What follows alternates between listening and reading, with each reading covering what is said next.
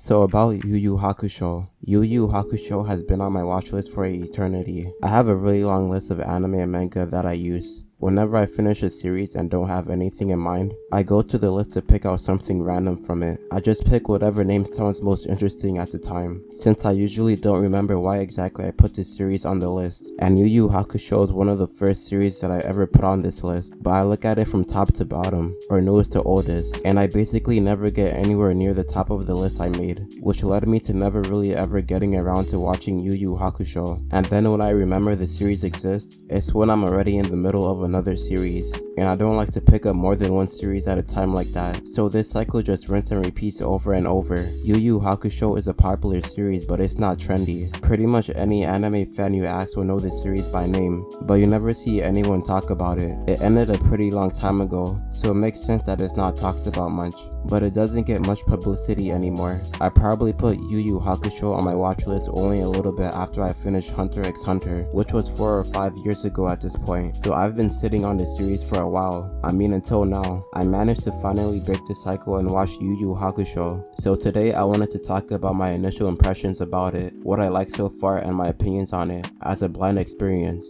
Before that though, like and subscribe for future content. I'm still pretty early into the series.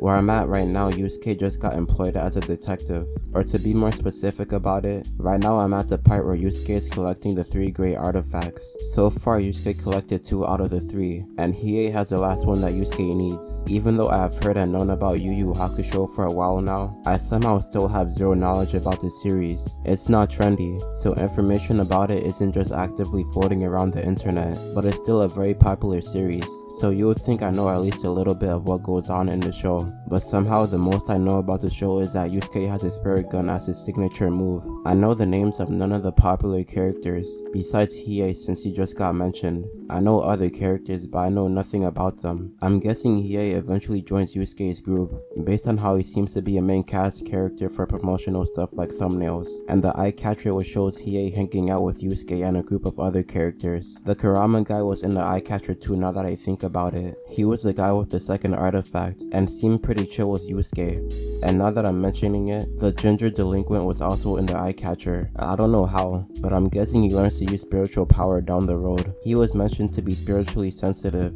so I guess he has some potential in learning it. Kuwabara is definitely my favorite character so far. I'm literally only 7 episodes in, and the entire series is a little bit over 100 episodes, so the other characters haven't had their moments to develop yet, but he's definitely the one I have enjoyed so far. The episode where he was avoiding fighting for a day to save his friend's job was really good. I don't know if people say this is better or worse than Hunter x Hunter, or if people say they are more or less the same, but I'm guessing they are pretty close and comparable. Hunter x Hunter is more modern, so it will probably be what most people prefer between the two of them, just because of how it's more modern, but I've heard Yu Yu Hakusho is also as good as it. So far I think the series are pretty fairly matched. I still don't really know how the power in Yu Yu Hakusho is supposed to work, so it might have a similar arc comparable to Hunter x Hunter's training arc, in the Heaven Arena arc, where Gon and Killua met Wing and learned Nen from him. The only type of spiritual energy shown so far is when Yusuke shot his first spirit gun. Yusuke seemed pretty drained from it as well. Boten said he can only manage to shoot off once every 24 hours, so there's still a long way for Yusuke to go. Not to mention the other characters like Kuwabara still haven't even learned about it. It kind of reminds me of Bleach honestly.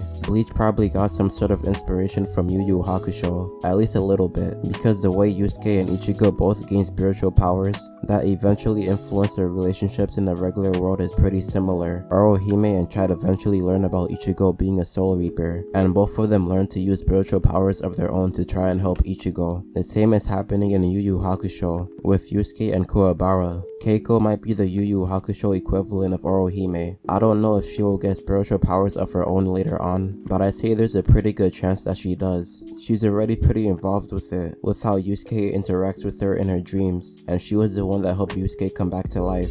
I'm excited to see what comes next, and why this series is seen to be timeless. That is more or less what I have seen so far with the series. Still pretty early on, and a lot more to go, but it was a good start. If you enjoyed, like and subscribe for future content. Peace.